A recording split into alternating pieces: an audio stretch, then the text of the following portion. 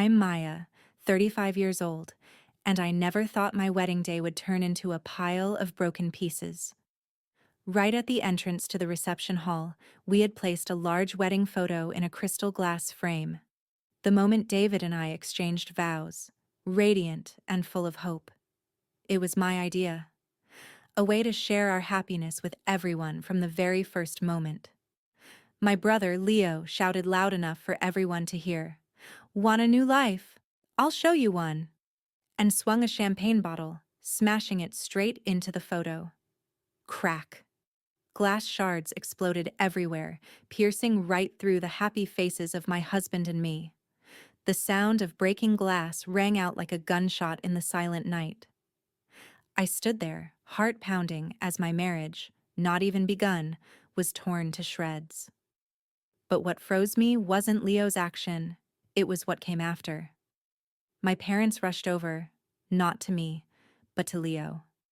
"He's just upset, that's all," my mother said, embracing him as if he were the victim. "Maya, you know your brother is going through a difficult time." My husband stood frozen as whispers spread through the crowd. I wanted to scream, wanted to demand an explanation. But when I looked into my mother's eyes, her gaze pleading with me to forgive, don't make a scene, I fell silent. And in that moment of silence, I saw something. In the crowd, Leo turned to look at Mom. She nodded slightly, an almost unconscious nod. They had planned this. Leo's action wasn't just a momentary outburst of anger. It was years of selfishness and demands being enabled, now exploding. It was a staged performance to teach me a lesson for daring to refuse him. I bent down, picked up a large shard of glass. In it reflected my face, distorted, shattered. I gripped the shard so tightly it cut into my palm, a small drop of blood falling. Right then, I decided to do something no one could have anticipated. I would not let this pass. Not after they had crossed this final line. What happened next changed everything. I had endured enough. Now it was time for them to understand what it felt like to be pushed to the breaking point. Have you ever faced family drama that turned your life upside down? Share your story in the comments. I read them all. 6 weeks before the wedding, the Brooklyn coffee shop smelled of roasted beans and steamed milk, a pleasant contrast to the crisp cold of the October afternoon. I sat there, my work clothes still crisp, but my mind crumpled after a long day. I arrived 10 minutes early. Leo, as usual, was 20 minutes late. He walked in, bringing with him an air of carefully concealed chaos, an expensive leather jacket I knew he couldn't afford, and hair styled with meticulous care. On my table, a small USB drive peeked out from the corner of my bag. I didn't hide it. I left it there, a reminder to myself of what I had prepared. "Hey, little sis," he said, his usually charming smile slightly forced. We exchanged bland small talk. My work, the weather, a new movie in theaters. I could feel his restlessness, like an actor waiting for the right moment to deliver his most important line. And then, he began. Leo leaned forward, lowering his voice as if about to reveal a state secret. "Just one more time, Maya. This is the real deal. A blockchain startup. NFT authentication technology. They say it could 10x in 6 months." I had heard these words before. Too many times.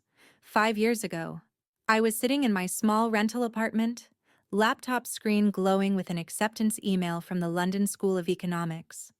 Master's degree. My dream contained in those lines. Next to the laptop, a small photo frame, a family picture taken when I was 10. 3 people. Me, Leo, and the old piano Mom promised would be mine if I did well in school. I had excelled. But the piano never came. Instead, it was sold to pay off Leo's first business venture. I was just about to pick up my phone to share the good news when it rang. Mom. Her voice panicked, sobbing. Leo. He was in trouble again, a predatory loan for investing in stocks, And now those people were threatening him. "He's your brother, Maya. We have to help him." I looked at the computer screen, at my London dream. Then I looked at the family photo frame. I sighed, closed the laptop. The dry click of the laptop closing sounded like a door slamming shut on my future. The next day, I was at the bank, signing papers to withdraw all the savings I had worked grueling hours for 3 years to accumulate. I took that family photo frame, put it in a box, stored it in the back of a closet. Didn't want to look at it anymore. 2 years ago, David and I stood before a charming little house in suburban New Jersey, hand in hand, the smell of fresh-cut grass and the scent of paint still lingering. We had found it, our first home. "Can you imagine us hanging our wedding photo right there, honey?" I said, pointing to the living room wall. David smiled, kissed my hair. "A big, beautiful frame, in crystal glass. So everyone can see how happy you are." But then the phone rang. Leo had been fired. Attitude problems again. He needed money for rent, and to tide him over while looking for a new job. "Nee." I looked at David, eyes full of apology. He said nothing, just squeezed my hand tighter. "Just as long as this is the last time, sweetheart," he said, his voice carrying a weariness I couldn't ignore. We had to give up that house. Part of the deposit was transferred to Leo's account. And the dream of a wedding photo in crystal glass vanished too. Until now. I returned to the present, watching Leo spout blockchain terminology, eyes bright with false hope. I saw the USB in my bag. Inside were 3 years of financial data I had quietly saved. Every transfer, every loan, every broken promise. David, our home, my future, the wedding photo frame I had ordered. These images gave me strength. "No, Leo," I said. My voice was calm, a calmness I had spent years fighting to achieve. "I already told you, I'm getting married. David and I are putting all our savings toward our house. I can't, and I won't do it anymore. It's time for you to stand on your own 2 feet." The smile on Leo's lips froze, then vanished. The excitement in his eyes died out, leaving only a cold, empty stare. "Really? You're choosing him in your new life. I understand." But before turning away, I saw him glance at the USB in my bag. Something flashed in his eyes. Fear? Anger? I wasn't sure. But I knew he had realized. His little sister was no longer an easy mark. He turned and left, leaving me alone with my cold coffee and a deep sense of unease rising within me. His words weren't acceptance. They were a declaration of war. The final weeks before the wedding passed in a strange tension. Leo disappeared completely. No texts, no calls. His silence hung over every preparation, like dark storm clouds. Then my mother started calling. "You should make up with your brother, Maya," she said in one call, her voice full of reproach. "He's sad and depressed. He feels like you're abandoning him. What kind of wedding doesn't have your own brother there?" She never once asked what had happened. In her story, I was always the one at fault. "Mom, I'm not abandoning anyone," I tried to explain. "I'm just starting my own life." "Your own life?" she scoffed. "Family isn't something you can push aside to have your own life." I confided in David while we were writing thank you cards for the early wedding gifts. "I can't believe he's being this silent. It's not like Leo at all." David put down his pen, looked at me. "Honey, are you sure you still want to invite them, after everything that's happened?" I had thought about it, many times, but a part of me, the part that was still the child who once believed in family, held hope. Hope that Leo would come, apologize, and things would be different. I was wrong. The lavish wedding reception now looked utterly desolate.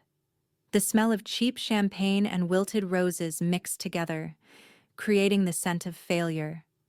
My parents had rushed Leo home, leaving David and me standing amid the wreckage they had helped create. David was furious. We have to call the police, Maya. Right now. We have to sue him for property damage. He was right. Part of me wanted to do that too. But that person had died hours ago, along with the sound of breaking glass. I bent down, carefully picked up that large shard, the one with my blood on it. I looked into it. No, David. Calling the police would just make us the laughingstock. There would be more whispers, pitying looks. I won't give him that satisfaction. He wants a loud spectacle. He wants me to collapse. I won't play by his rules. I'll create my own. I carefully wrapped the glass shard in a napkin, put it in my purse. Evidence. A reminder. The next morning. The counterattack begins. The next morning. The sun still rose, as if nothing had happened the night before. Our apartment was suffocatingly silent. The 2 suitcases packed for our Hawaii honeymoon still sat awkwardly in the corner, a silent mockery. We hadn't slept. But I didn't feel tired. I felt an unusual focus. Instead of crying, I took action. I sat at my laptop. The first move was simple. I called the bank. Hello, this is Maya Foster. I want to request an immediate freeze on joint savings account number 74. Yes, that's correct. I suspect potential unauthorized transactions. It was the account where I occasionally deposited money to help mom and dad. I knew full well that money wasn't used for electricity bills. Next, I opened email. A brief message sent to Mr. Miller, the family lawyer for the past 20 years. Dear Mr. Miller, I would like to schedule an appointment at your earliest convenience this week to discuss the reallocation of certain assets and family responsibilities. David and I will both attend. Sincerely, Maya Foster. No explanation, no emotion. This was a business transaction. Finally, I started searching. Crypto Genius Fund, Leo Hayes. Within an hour, I had enough evidence showing this was a classic Ponzi scheme. He wasn't just about to lose money, he was about to get tangled in serious legal trouble. I saved everything. The storm of public opinion, I didn't have to wait long. Just hours later, my phone rang. Mom. Maya, what the hell are you doing? I can't withdraw money. The bank says the account is frozen. Your brother needs money to handle some troubles. How can you be so heartless after what happened? After what happened? As if I were the one at fault. I'm just protecting my assets, Mom, I replied, voice calm. We'll talk more at Mr. Miller's office on Tuesday. A lawyer? Are you threatening your own mother? I hung up. For the first time in 35 years. But that was just the beginning. That afternoon, my mother's Facebook exploded. A long post with an old family photo, the one with the piano. A mother's heart is breaking. My daughter, whom I sacrificed my whole life to raise, now turns her back on her family just because of a man. Leo, my only son, is going through difficulties, but his sister refuses to help. When blood doesn't care for blood, what could be more heartbreaking? Yesterday, what should have been the happiest day, became the worst day because of this division. I just want my family to be harmonious.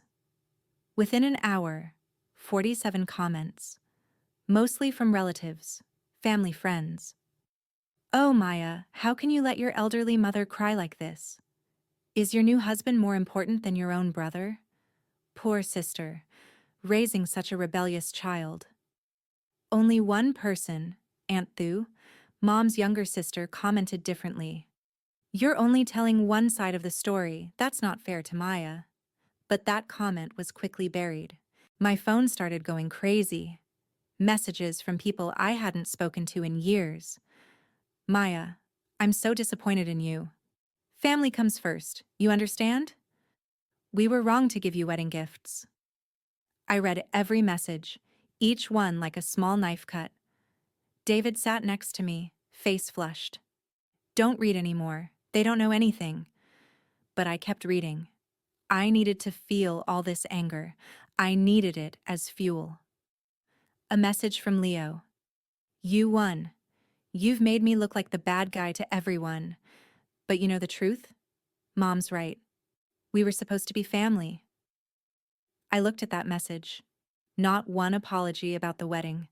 Not a hint of remorse. Just blame shifting and emotional manipulation. I typed back, Tuesday, Mr. Miller's office, 10 a.m. Be there. Then I blocked his number. That night, I opened the old box in the closet, took out the family photo frame, the picture with the piano. I looked at my 10-year-old face, eyes bright with hope. I had lost too much for this family. Not anymore. I carefully wrapped the frame, prepared to bring it to the lawyer's office. It would be evidence. Not legal evidence, but emotional evidence, to remind myself why I was doing this. The game had begun, and they had just made their first move. Now, it was my turn. Tuesday, Mr. Miller's office. The air in the conference room was cold as a tomb. The dark oak-paneled walls and thick leather-bound law books seemed to absorb all warmth. Light from the large windows was blocked by other buildings, leaving only a gray, emotionless glow. We sat facing each other across the polished mahogany table. On one side, David and I, his hand gripping mine under the table. On the other side, my family. Mom, eyes red from crying or anger, I wasn't sure. Leo, slumped in his chair with a sulking expression. And Dad, a ghost in his own family, silently staring at the wood grain on the table. On my side of the table, the beige folder and the old family photo frame. Mr. Miller, with his silver hair and reading glasses sliding down his nose, cleared his throat. We're here today to... Mom didn't let him finish. I don't understand why we have to be here, she began, voice trembling. This is just a family misunderstanding. Maya, you're overreacting. You're tearing our family apart just because of a small mistake your brother made. We're blood relatives, Leo chimed in, voice full of indifference. I already said. It's all because of her and her new husband. Since she's had him, she doesn't consider us family anymore. She's using the wedding incident as an excuse. I let their accusations ring out and then fade into the heavy silence of the room. I didn't argue. I didn't justify. The war of words had ended that night at the wedding reception. Today was a war of truth. When they finished speaking, I calmly placed the family photo frame on the table, facing them. Dad flinched when he saw it. Do you remember this photo? I said, voice steady. This was the day Mom promised I would have a piano if I got good grades. I did. But the piano never came. Instead, it was sold to pay debts for Leo's first business venture. I was 12 years old. Mom opened her mouth to say something, but I raised my hand. I'm not done.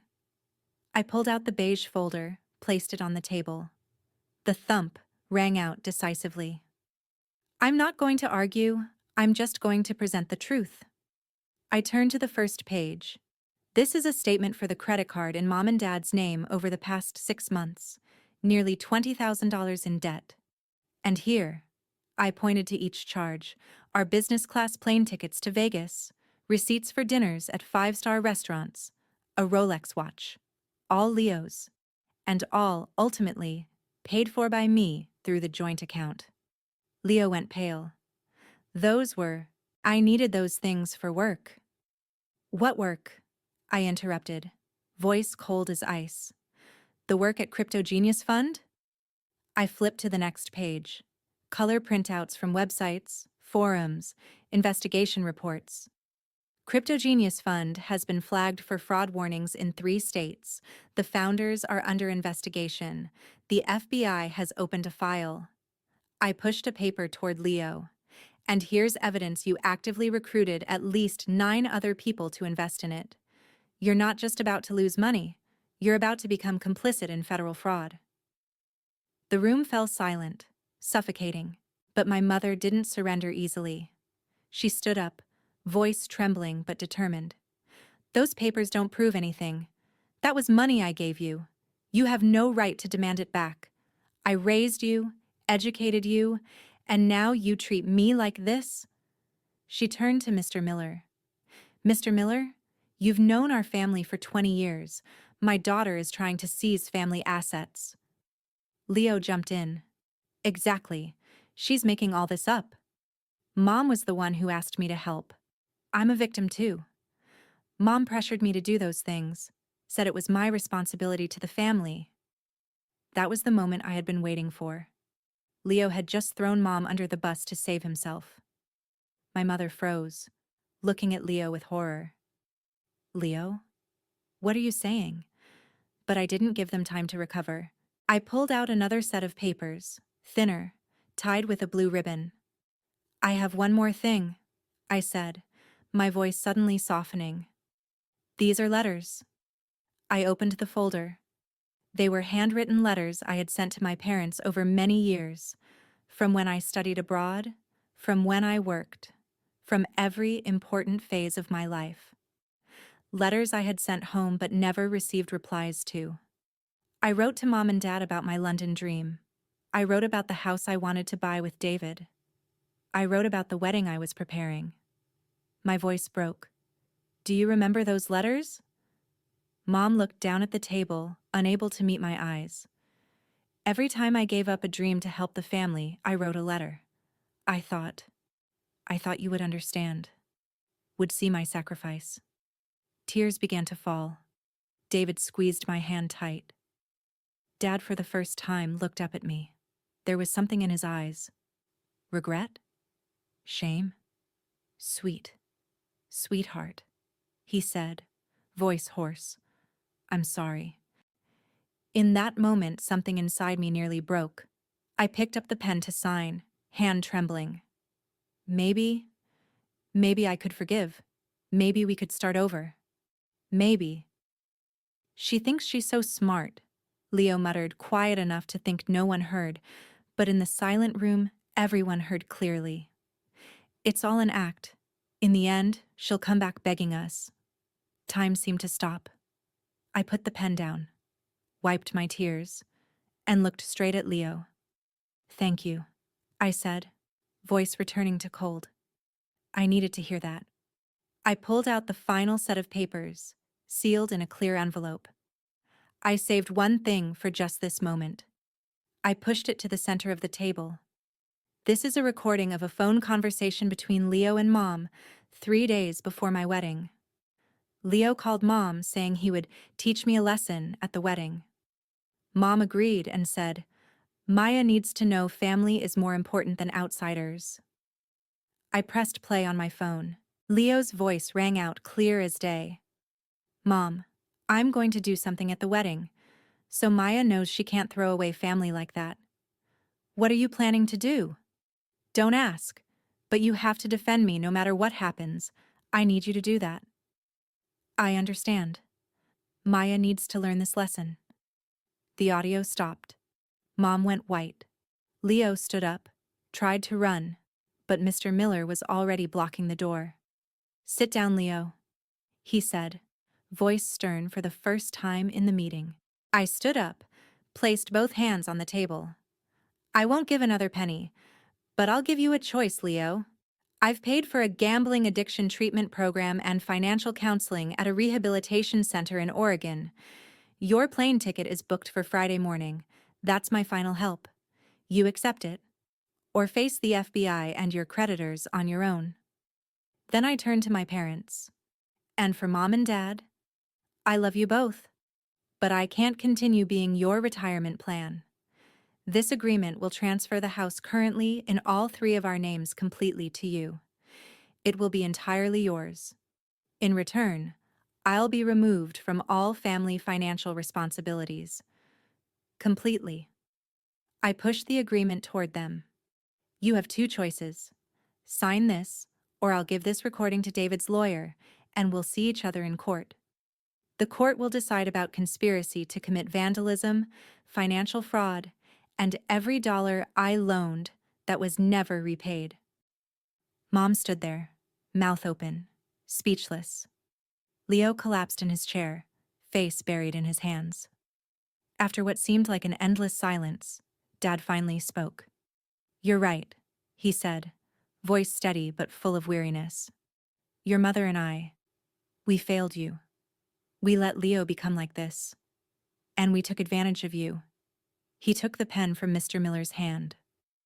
"I'll sign." The scratching sound of pen on paper was the only sound in the room. Mom looked at Dad, then at me, then finally picked up the pen, hand shaking. That was the sound of freedom. 3 months later, the new house. Our new house was smaller than the one we had originally planned, but it was filled with sunlight. Cardboard boxes still sat in some corners, and the smell of fresh paint still lingered. But it was our house, built on a foundation of truth and right choices. I was watering herb plants on the kitchen windowsill when the mailman arrived. Among the bills and junk mail was a postcard. It came from Oregon. The front showed a picture of green pine forests. On the back, just one line in Leo's messy handwriting: "I'm trying." I held the postcard, reading that line over and over. I didn't feel angry, nor did I feel joy or forgiveness welling up. I just felt peace. A quiet acceptance that a chapter of my life had truly closed. I placed the postcard on the windowsill, leaning it against the rosemary plant. "Honey, I finished installing it," David called from the living room. I walked in. He stood before the empty wall where we had planned to hang a large painting, but instead, he had hung something else. A new photo frame. Large, beautiful, made of crystal glass. Inside was a photo we took on the first day we moved into this house, David and me, standing at the front door, smiling. Behind us were cardboard boxes and a future full of promise. Sunlight streaming through the window reflected on the glass surface. Intact. Not a single crack. I thought, "After everything that happened, you deserve this photo," David said, hugging me from behind. "A beautiful frame, in crystal glass, like you once dreamed. But this time, no one can destroy it." I turned around, kissed him. Tears rolled down, but this time they were tears of joy. I walked into the bedroom, opened the bottom drawer. Inside was the broken glass shard from the wedding, the piece I had kept as a reminder. I picked it up, looked at it one last time. Then I walked outside, to the back porch, and threw it in the trash. The small clink as the glass hit the bottom of the bin sounded like a final chapter being closed. 6 months later, the phone rang. An unknown number. I hesitantly answered. "Hello? Maya. It's Mom." Her voice was small, so different from the harsh voice before. "I don't expect you to forgive me, I want you to know that Leo completed his treatment program. He's living in Portland, working at a small bookstore. He's changed, Maya." I remained silent. "And so have I," she continued. "I've been seeing a counselor. I'm starting to understand what I did to you. I'm not asking you to come back. I just want you to know you were right." I looked out the window where afternoon sunlight poured into the living room, shining on the crystal glass frame. "I know, Mom," I said, voice soft but firm. "And I appreciate you calling. Are you happy?" I looked over at David cooking dinner in the kitchen, whistling a cheerful tune. I looked around our little house, simple, but full of light and love. "Yes, Mom, I'm very happy." After hanging up, I sat down on the sofa, picked up a warm cup of tea. David brought out a plate of cookies, sat beside me. "Your mom?" he asked. I nodded. Maybe someday we can rebuild, but not now. Not on the old terms." "You're stronger than I ever imagined," David said, kissing my forehead. I smiled. "You know, there was a time I thought strength meant enduring for family, sacrificing for blood. But now I understand. Real strength is knowing when to say no, knowing when to protect yourself. I put down my tea, looked at the crystal glass frame on the wall. This life is mine. For the first time, it's truly my own. Sometimes love doesn't mean forgiving everything. Sometimes it means knowing when to walk away. I lost a family defined by blood, but I saved myself. And right here, amid the afternoon sunlight and the smell of freshly baked cookies, beside the man who loves me unconditionally, I'm building a new family, a family chosen by love and respect. Not every story has a perfect ending, but every story can have a new beginning. And this is mine.